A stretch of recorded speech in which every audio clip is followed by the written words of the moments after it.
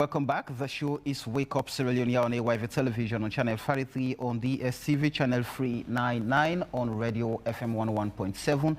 Of course, to those of you following us on AYV Salone Facebook page, continue to share with us your thoughts on the issues being discussed here this morning. And now, Parliament last week unanimously passed the Public Elections Bill of 2022 with crucial amendments. One of the amendments done was the removal of Clause 55C that makes provision for reserved seats for women, stating that it contravenes Section 28 4G of the 1991 Constitution. However, they retained Clause 59, subsection 2, that indicates for every 2 men nominated for symbol, 1 woman must be nominated. But that campaigners say it's not enough and blames government and the parliament for not meeting the commitment to promote women's empowerment. In the studio to talk on this, we have with us Valnora Edwin, a good governance campaigner, Marcella Samba, CC Executive Director, Campaign for Good Governance. Good morning, ladies, and welcome to Wake Up Sierra Leone. Good morning. Good morning, Samuel. All right, and in our studio too, we have Anna Gillen, a human rights activist. Anna, good morning and welcome to Wake Up Sierra Leone. Good morning, Samuel. Good morning, Sierra Leoneans.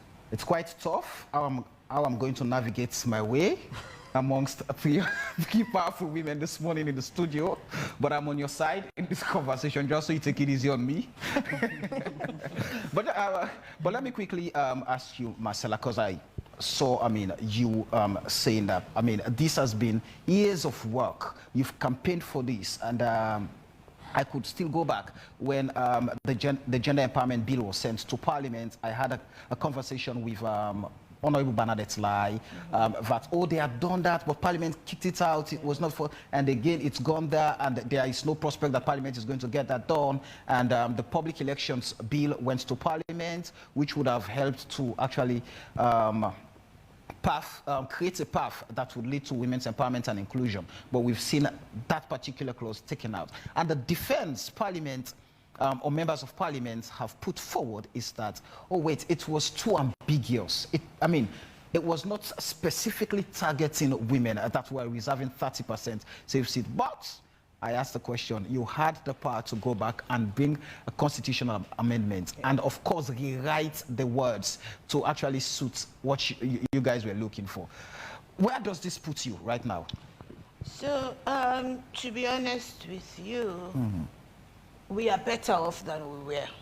Say what you may, some progress was made with the Public Elections Act 2022, but notwithstanding, there are also limitations, serious concerns and limitations, despite the section on for every 3 candidates nominated, one shall be a woman. Apart from the fact that that clause was injected into the law, it's some progress. And I must say to the members of Parliament that this is the first time in my 20 years of campaign for this particular issue that this process has gone to the corridors of Parliament, and we are so hopeful, that we'll have the affirmative action, but unfortunately that was not the case. As you rightly said, the challenge was that the clause was poorly worded, and again, there was a constitutional lacuna in that. We needed a constitutional amendment to push that. But I would argue if we needed a constitutional amendment to push that.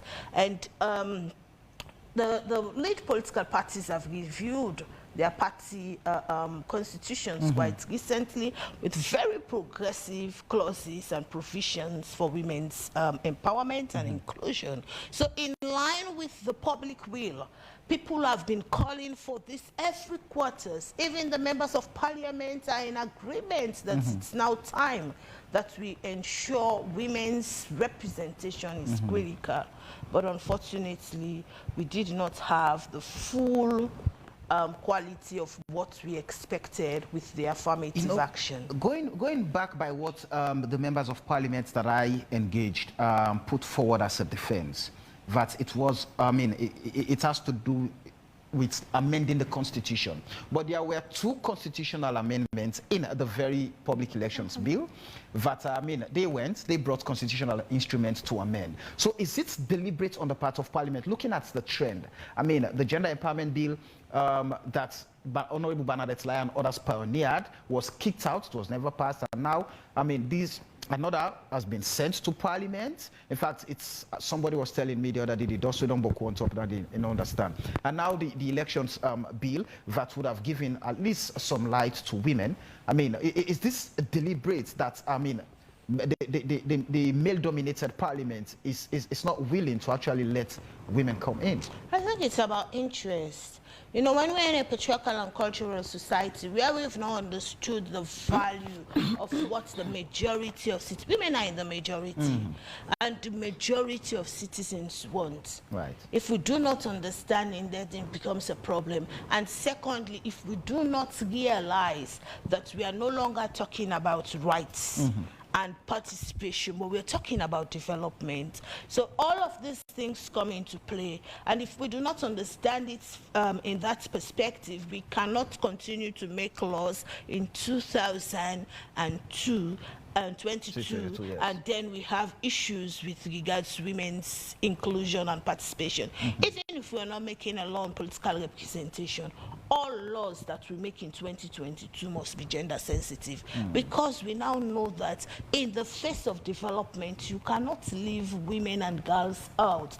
The opportunities that technology brings, the opportunities that science brings, the questions of food security around agriculture, you cannot make laws that are gender blind. It is no longer a rights question. It is more than a rights question. That's why in other contexts, the campaign is for 50-50. We are talking about a minimum representation of 30%. Right. And that's where the challenge comes in. Because the current provision in the Public Elections Act, it comes with limitation. One, it reinforces a two-party democracy. You know, that's why some of us have shy away from safe seats. You know, because within our political context in Sierra Leone, it's only two parties that would have safe seats, the SLPP and the APC, because they are the traditional, because we looked at what safe seats means, and we defined safe seats as a seat that has been won 3 times by a particular party.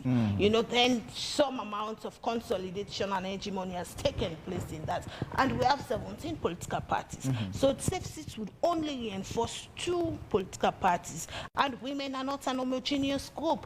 There are women who might not want to be in APC or SLPP. There are 17 political parties. Right. There are women who are environmentalists. They are coming into the political space because they want to present opportunities for land rights. They are coming into the political space to campaign for certain things that is their interest, and they think that I can only make that difference when I sit in Parliament. So we have women of diverse interests. We have educated women, we have rural women, we have different shades of opinion that they bring to the table, and it's not just two-party interests. And so safe seats are not really the way we want to go. But as I said, we are better off than where we are when we hadn't nothing. Okay. And the other limitation is the fact that that particular clause, we have to look at it very carefully, and we are calling on government to put the guidelines in place very quickly, so that we're able to understand where we're going exactly. Because that particular clause tends to introduce a limitation. It says for every 3 candidates, 1. It did not say at least 1. If it says at least 1, then the potential can rise above 33%. But it says for every 3, 1.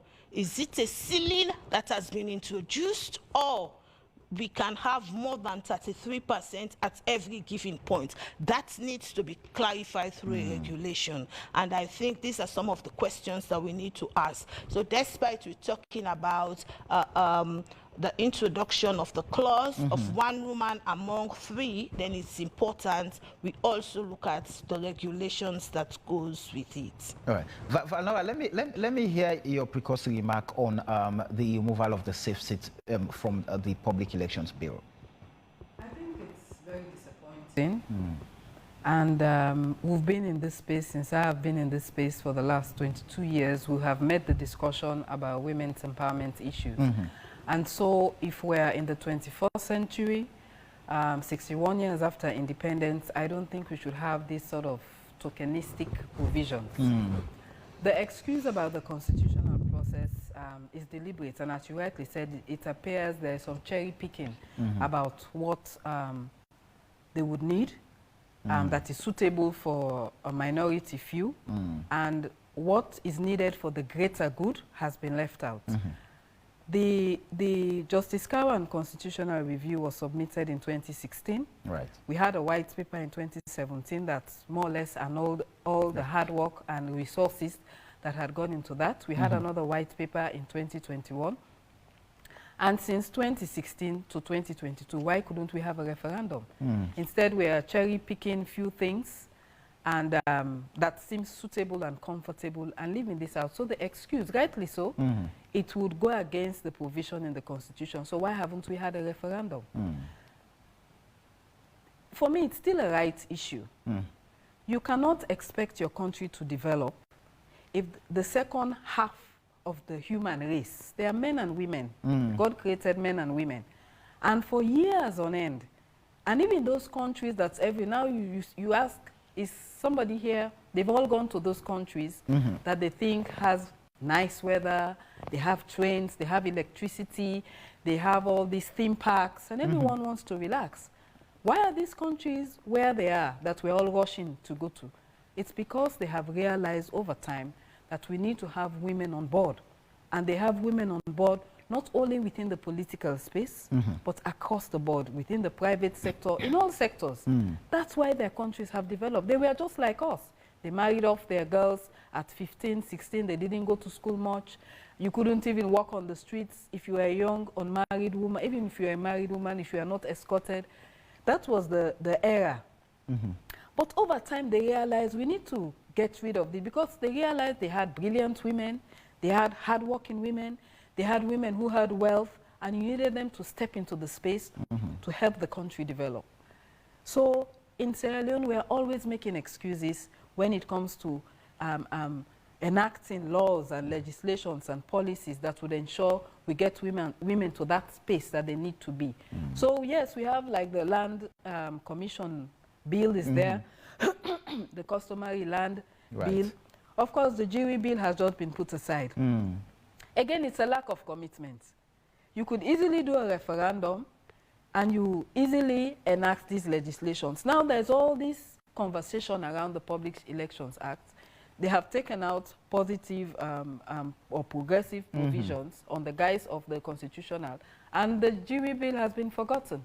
Similarly, the PPRC, the Public Political Party Act, they also have some very positive amendments there, provisions there, about if you are having within the political party itself, if you have a male, maybe as chairperson, the vice chair should be female, and you know, just vice versa in all the roles.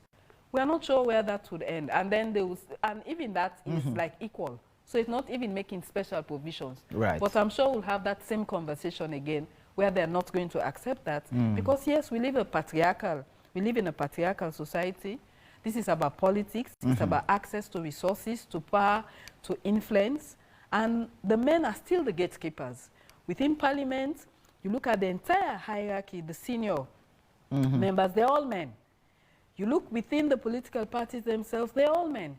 And you even have political parties that have already done their national delegates conference, their local level. Lower level and elections, if you assess in all the decision-making levels, especially the critical decision-making levels, you don't find women there. Within their entire hierarchy, if you combine all the numbers, I don't think it's even up to they tell you that I mean, there are women bodies, especially created in the political parties like Women Congress and all. So we clarify, when we talk about having women, it's about having them at the decision-making, where those decisions are made, that cabal, that core, where the real decisions are made. Because in all the years we've been engaging, to be honest, I haven't seen, maybe it has happened, but I haven't seen how instrumental and and you know, progressive some of these women's wing, women's caucus, women's this of political parties have been. They've really been on the wings, on the sideline, not even on the wing, because in an aeroplane the wing is so important. But within the political parties, we have not seen any significant role that the women's wing has played in ensuring all this campaigning and all these things we are championing. We've never seen women in the political parties at the forefront of these discussions. It's been mostly civil society women. We are the women in the political parties. We don't want to contest elections. It's part of our job, yes, but you would think the women should be at the forefront. I recall in does that question the commitment of the very women politicians pushing for what you, the CSOs, are pushing for? Or are they looking at their party's interests and say, wait a minute, what if I push forward, it's going to create a problem? What are we looking at? Is this too dicey for them? It's probably a lot of dynamics within the political party itself. And that's the point I was going to make. In 2017, I think you would recall, we did that Women's Solidarity March. And interestingly, we didn't have any, and we told them, we planned it. It was CGG and I think Women's Forum, 50-50. We all came together to say we need to push to ensure that we had more women being awarded symbols. And we did a march from the St. John roundabout to the Cotton Tree. And it was just CSO women. It was when we arrived at the Cotton Tree, I think we had about 5 or 6 women from political parties joining in. So there is some dynamics that is going on within the political parties, which I think I still find unfortunate. Because if I belong to a political party, I think I need to speak out for my constituency. Yeah, it's just quickly, it's kind of a bit complicated in the sense that, you know, what we've seen over time, especially in the two, giants in the political space, the APC and the SLPP, we've seen where the decision makers are the men. So they will sit in their office and they make decisions. So, I mean, those women who would want to come out, who believe and feel like politics is their path, is their career, how can they come out and challenge those who would then say, in fact, I have the power to make or break you in this game? The answer is the affirmative action. So when we have the women's constituents represented across the board, they know that we are elected under the women's agenda. They know what's the women's agenda. Let's don't, get this wrong. Definitely there are some women who understand the dynamics around women's political participation, and they are really interested to push it. But we are not elected under agenda. They were elected on their party ticket, and when their party positions come in conflict, you know, with the women's position, they go with their party position. We saw that in Parliament. Right. You know, we have done, for the debate of the Public Elections Act 2022, we have done extensive consultation. We have done extensive mobilization, education, one-to-one discussions with women, with male parliamentarians. But when party interest comes in commotion with the women's agenda, it's their party interest that dominates. So that's why we're saying an affirmative action. For example, instead of safe seats, we have the women's only seats where women contest. So when we have issues around maternal health and it's causing serious issues, we gather our women's constituents and we talk women's issues. We give them the ticket and the agenda to push it in Parliament. These are the dynamics that we want to diffuse, because if we continue thinking that we have in the political party hegemony, political parties' interests will always supersede, you know, what the ordinary citizens want. And in this case, we are still pushing for the affirmative action. Like Vanora says, it is important that the holistic review of the Constitution takes place, because we cannot continue pushing for progressive clauses and provisions, and then the Constitution continue to hold us back in a democracy. So the Constitution must have broad parameters that will enable progressive laws to take root, and we see Constitution as the platform for democratic development. Yes, go ahead quickly. Anna, yes.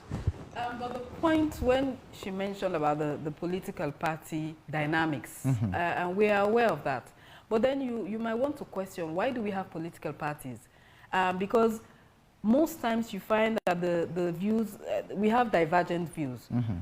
The political party position and the public position in many instances are not the same. And the political parties are supposed to be there to channel all these interests. And that's why we make a choice in a democracy to say, oh, this political party or these individuals, they articulate our needs and aspirations to get us to where we want to be.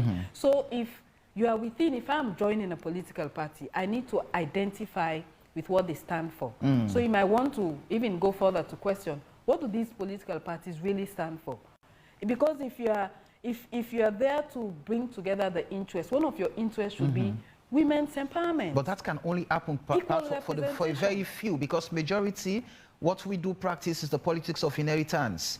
Where so at the go say me papa been there, who say me mama been there. So that's why we need to have these conversations, and we've been having it for so long that political parties need to have, you know, I mean, we live in most African countries, we do not have an ideology. Right. But at least let's have those things you put in your manifesto. So we come in and know that these political parties, they are on develop infrastructure, or they stand for education or women's rights.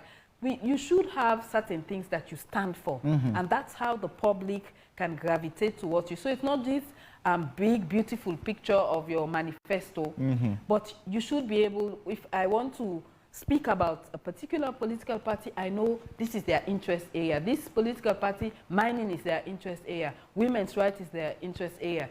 Children's rights is their interest area. But we have these political parties that are supposed to channel our interests, the interests of the citizens they are supposed to subsequently represent in various forms, and the views are not the same. All right, let me bring in Anna in our studio too. I'm sure you've followed the submissions of both Valnora and Marcella.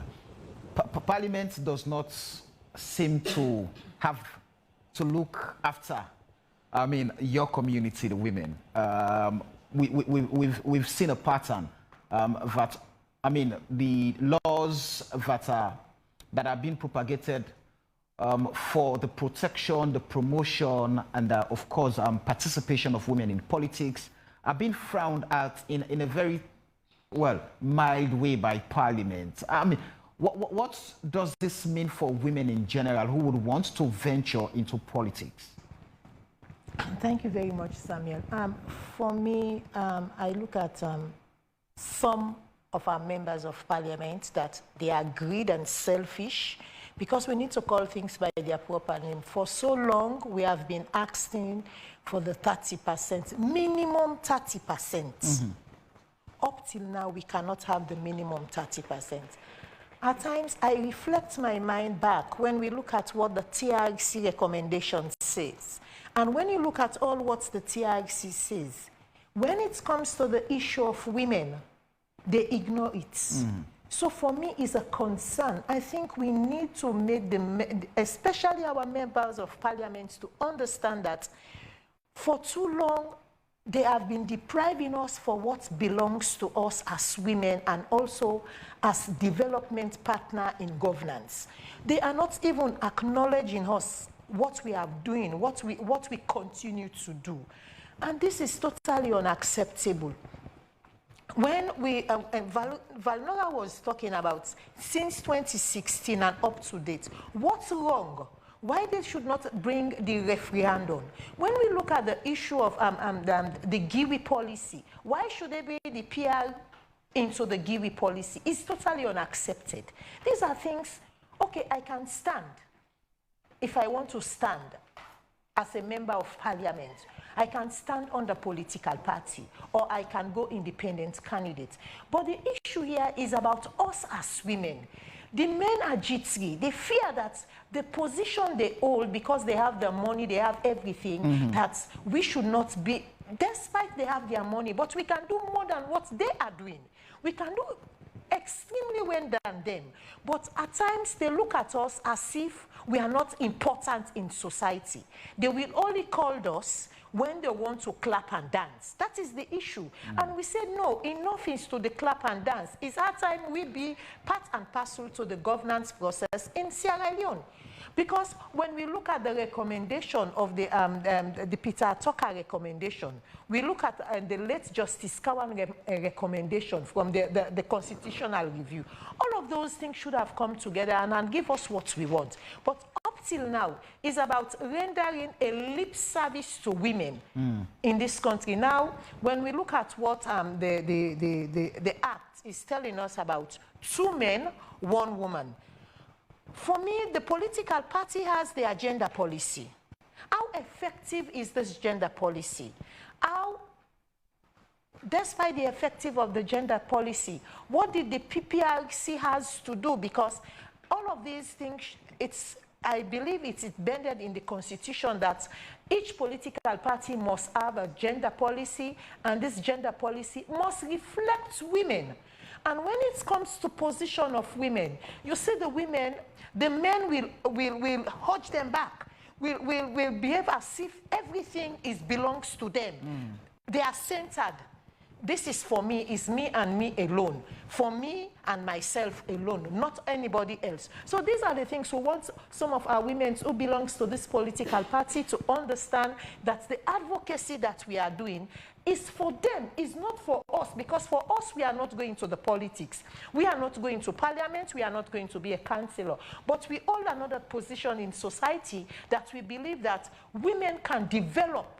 Because without women, you cannot develop. You know, the well, I'm pretty sure forefathers who named it the Well of Parliament did so appropriately, because it is from that very place that the iron meant to forge our laws are mine. So if at all, I mean, that is anything to go by, and the fact that the president has not, I mean, signed the bill, he has not, I mean, put his signature on the bill for it to become law, what then would you suggest to those members of parliament that think and feel they will be kicked out of office should they create a space for women to actively participate alongside them in politics when, I mean, the field is level? I don't believe that they will kick out of politics. Let us look at a whole district, which is Kailaun district, as 10 constituency. And that 10 constituency, we are requesting that just give 3 to women. 3. So for me, you need to have confidence in yourself as a man. But let me tell you something. The man are jitsi. The man are fearing us. So be sincere, Samuel. When you put man and women to do something, you will see what the woman will do. At the end of the day, these men, because they have money and power, that is the best thing they can do. Because so you're saying we do not want to share what we know how to use best. But let me tell you, the intimidation, despite of the intimidation, they know that we can do more than them. So they need to give us that space. We are not fighting for 100%. It's about the minimum 30%. For so long, we are shouting about the minimum 30%. Look, when you go through the TRC recommendation, we have the Peace Commission. Is that not so? We have the Disabled Commission. We have the Human Rights Commission. We have the Youth Commission. What about the Women's Commission? All right. These are the things. No, what's wrong with us as women? Are we not important? Are we not part and parcel to development in this country? Why should we be sidelined? Okay, so stay there with me. Let me run through a few messages quickly. Salu Vicendin is saying these governments now know the value of women. That's why they think they can use them to protest. Let me ask them, where were these other women when other poor market women went out to cry for help because of the current situation in the country? I'm struggling. Ibrahim Ali Kano is saying the SLPP is not honest with the 30% safe seat for women. The clause is closed and not definitive in the bill. And if the SLPP is really serious about women's empowerment, they would not have included such serious issue in the elections bill. But again, political parties, especially the APC, has an affirmative action on women's empowerment as enshrined in their constitution. It's interesting. Martin A.M. Silla is saying, trust me, those women sitting there, when it comes to election, they would never vote for their colleagues as far as that woman belong to a political party rather than vote for men. Okay. That's the beauty of democracy. Amanatu Sanusi saying, indeed, that's not too clear for me to go through. The problem is not the men, but you, the women. You don't support yourself. You shouldn't be even asking for 30% because you have the numbers. Even the request for 30% is currently unconstitutional. That from Abubakar Siddiqui Darami. I will take 2 more messages. Sandy Rogers is saying, you keep calling for women's participation in politics, forgetting the fact that our people have been made to believe that their responsibilities are to be carried by politicians, and African women are only concerned about the well-being of their pastors and themselves. Wow. Okay, I think I have to hold the messages there. It's nauseating, honestly, to say. Well, let me just quickly ask you this question.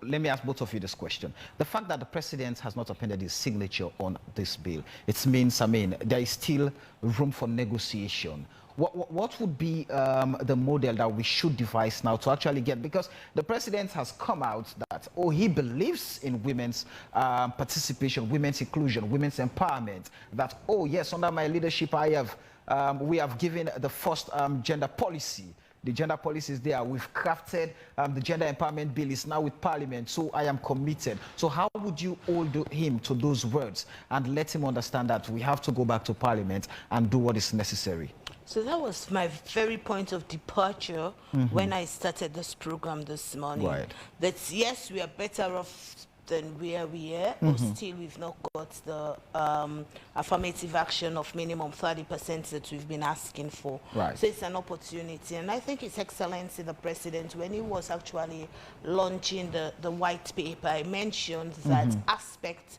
of the reforms that needed constitutional amendments, that don't need a referendum, they'll push it through. And this is one of the such provisions that needs a constitutional amendment. And I wonder why, the AG did not take that constitutional amendment to Parliament. I mean, there's still room for this. Right. And I think if the will is there, the political will is there, the public will is there, I don't see anything that is stopping us. I think we must use the very values of this moment. Moments are created. It's not always you have the political will and the public will being the same. Many a times the public might want something, but the politicians do not want it. But consistently, from the office of the president, as you rightly said, the GIWI bill was accepted by cabinet. The policy the previous December was put forward. You see the progressive nature of and direction towards women's empowerment and women's political empowerment generally has been there. So let's use the moment. This is the moment, and we should not take aspect of it. And you see what the law does? It's only about the women in Parliament. No, remember we were speaking about women in cabinet, in appointive positions, parastatals are there, ambassadorial positions are there, what about the women in the local councils? We're not even talking about them. In fact, the local council, the Act prescribes a provision for the ward committees to have 50-50. Right. But then in all of this conversation, what are we saying? Are they not going to be part of the inclusion? So there's a whole lot to come out in all of this. And I think if the time is now, all the political parties have done progressive constitutions that have women's provision, they must put it in. And finally, Samuel, whenever some of these text messages come, I see it as a point for education. Right. You see, when they say, trust me, the women sitting there. No, you don't say the women sitting there. We saw a gap in society. We saw a need in our society. That's why we're doing advocacy. I don't need a law to empower me. I am already empowered. Valnora doesn't. Hannah doesn't need a law for empowerment. We are empowered. Right. Right? So we saw that society deteriorates when you put the majority of the population aside. it is both a right issue and a development issue. It's more than a right issue now. Right. Because, you know, there are so many single mothers. Some of them writing the text messages were brought up by women. And you know what that means. Right. And if she doesn't find herself in a position where she's empowered enough to cater for the needs of her children, it becomes a terrible situation for that family. Right. So we begin to see things in that perspective, and we grow. To say women are not supporting each other. You see, I keep coming back to this anytime I have a program on women's political empowerment. When you want the head of the compound say, okay, we are 30 in this compound, and it has been very riotous and rancorous, so we need order in this compound. Let's elect somebody who will be charged for public order in our compound. They would elect a man. The man would not be home. He leaves at 6 a.m. and he comes in at dusk. He doesn't know anything that transpires during the day. But the women would be around. They know when the kids go out. They know when the girls go out. They know when they come in. But they will never say she's the head of the compound. The messages we give in school, you see, the man is the head of the home. In many homes, there's co-parenting going on. The women fend and they bring, the men too. And you say the man is the head of the home. It's not. It's not true. All right, so these are the orientation and the cultural perspectives that we have passed on. And so when you take that woman to the polling station, she doesn't vote for a man because she's conscientized to believe culturally that's only a man who can Men are leaders. Okay. No, Valno, before you quickly come in, let me take this message from Dr. Freddie Lawson. He's saying women currently in parliament were not impressive during the last debate. If their quality was like those of your guest, it might have been different. Affirmative action or quota system sometimes border around discrimination. Women constitute the majority gender in the country. They should use their numbers to organize and force change. They should be able to achieve equality on merit. In some countries, affirmative action is frowned upon because it's considered as a handout and you don't always get the best. So for most countries that currently have so many women, it's been through affirmative action. Because as I've said, those who do history, who look at the Victorian era, look at what was happening in the Europe and the USA that we're all admiring, they equally did not respect women. Women were not in the forefront. They might even have some authority at home, but within the public space, they were not there. But they also realized that you have the second part of the human race. We need them to come on board to be able to develop.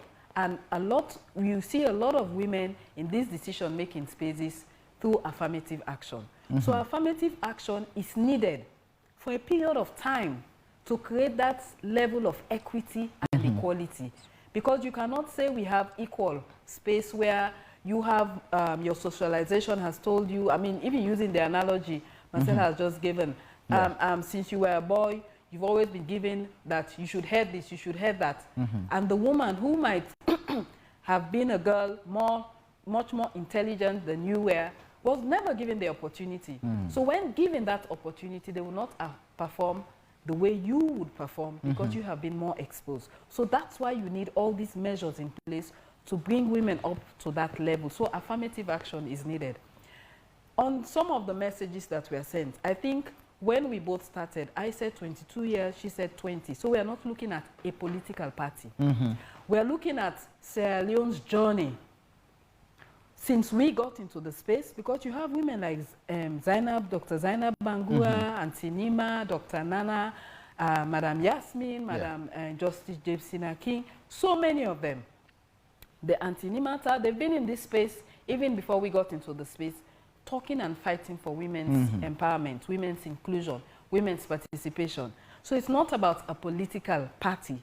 We are looking at the journey we've taken, what has happened over time, and where we should be at this point in time. And it's disappointing still that we are where we are. Because you can say a lot of things, but your actions needs to support what you say. Then we can know that what you say is genuine and it could happen. Okay. Anna, quickly, what's your parting shot? For me, it's about our members of parliament, despite the president did not assign his signature, our members of parliament need to think and rethink before they sent those documents to our president. Because for me, I'm looking at it from a different perception, as they are discriminating us. And there is no way, again, we should talk about discriminatory when it comes to the issue of governance and development in this country. We are all doing the same work. Okay. We are all doing the same, but we continue to ask them. Let them rethink and look at it very critically and think about us and not about self. Okay. It's about the development of Sierra Leone. It's not about the development of individual. All right. Thank you very much, Anna Gillen.